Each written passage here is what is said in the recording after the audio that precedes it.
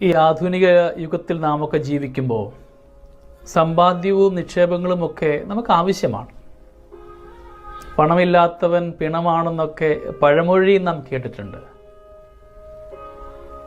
മത്തായിയുടെ സുവിശേഷം 6-ാം അധ്യായം 19 മുതൽ 21 വരെയുള്ള തിരുവചന ഭാഗം വചനം ഓർമ്മിപ്പിക്കുന്നു, നിക്ഷേപങ്ങൾ എവിടെയാണോ നിന്റെ ഹൃദയവും അവിടെ തന്നെ ആയിരിക്കും. ശരിയല്ലേ? പലപ്പോഴും നമ്മുടെ ഉറക്കം നഷ്ടമാവുക ഹൃദയത്തിൽ ചില ചിന്താഗതി കൊണ്ടായിരിക്കാം. ഹൃദയം പോകുന്നതോ നമ്മുടെ സ്വപ്നങ്ങളിലേക്ക്. സ്വപ്നങ്ങൾ എപ്പോഴും നാളെക്കുറിച്ചുള്ള ആകുലതകളും നിക്ഷേപങ്ങളുമൊക്കെ ആയിരിക്കാം. സുവിശേഷം ഓർമ്മിപ്പിക്കുന്നു, ഈ ഭൂമിയിൽ നിക്ഷേപം ഒരുപാട് കൂട്ടിവെക്കുവാനായിട്ട് നീ മെനക്കെടാതെ സ്വർഗത്തിൽ നിക്ഷേപങ്ങൾ ഉണ്ടാകുവാൻ പരിശ്രമിക്കണമെന്നാണ്.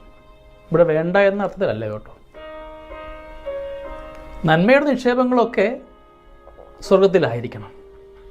കാരണം നിന്റെ ഹൃദയം എവിടെയാണോ അവിടെയായിരിക്കും ഈശോ വസിക്കാൻ ആഗ്രഹിക്കുക.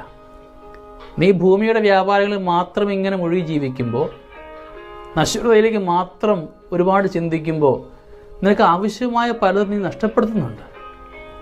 ക്രിസ്തുവിൻ്റെ കൂടെ ആവണം. യഥാർത്ഥമായ നിക്ഷേപം സ്വർഗത്തിലാവണം. നിന്റെ ജീവിതയാത്രയിലൊക്കെ നന്മയായി ആ ക്രിസ്തു കൂടെ ഉണ്ടാവണം. നിനക്ക് അവിടെ അനുഗ്രഹമായിട്ട് മാറും. സ്നേഹമുള്ളവരെ, ഈ ഭൂമിയുടെ എല്ലാ നിക്ഷേപങ്ങളും നശ്വരമാണ്. എത്രമാത്രം സ്വപ്നങ്ങൾ സ്വരുക്കൂട്ടി. നിന്റെ ഈ ഭൂമിയുടെ സ്വപ്നങ്ങളൊക്കെ നശ്വരമാണ് കേട്ടോ. എത്ര വലിയ സ്വപ്നമാണെന്ന് പറഞ്ഞാലും നിനക്ക് നന്മയുണ്ടാകാൻ ദൈവത്തോട് കൂടെ ആവുക.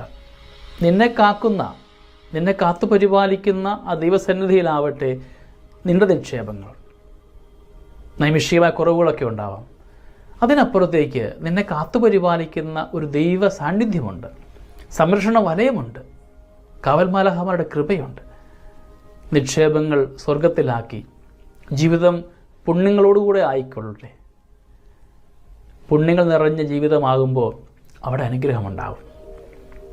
ഈ ഭൂമിയുടെ നശ്വരതയുടെ ചിന്തകളെയൊക്കെ ഉപേക്ഷിച്ചുകൊണ്ട് ശാശ്വതമായ സമ്പാദ്യം നിൻ്റെ പ്രവൃത്തിയിലൂടെ, ചിന്തയിലൂടെ, ഭാവത്തിലൂടെ ആയിരിക്കുന്ന ഇടങ്ങളിലൂടെയൊക്കെ ദൈവത്തിന് പ്രീതികരമായ വിധത്തിൽ സ്വർഗം ആനന്ദിക്കുന്ന തരത്തിലുള്ള നന്മ ചെയ്യുവാൻ നമുക്ക് പരിശ്രമിക്കാം. വചനം ഓർമ്മിപ്പിക്കുന്നു, നിക്ഷേപം എവിടെയോ അവിടെയാവും നിൻ്റെ ഹൃദയവും. ഇന്ന് ക്രിസ്തു നിൻ്റെ ഹൃദയമാകുന്ന ദേവാലയത്ത് വസിക്കാൻ ആഗ്രഹിക്കുന്നുമുണ്ട്. ഈശോ കടന്നു വരുമ്പോൾ നിൻ്റെ ഈ ലോകത്തിൻ്റെതായ നിക്ഷേപങ്ങൾ കൊണ്ടാണോ ഹൃദയം നിറച്ചിരിക്കുന്നത്?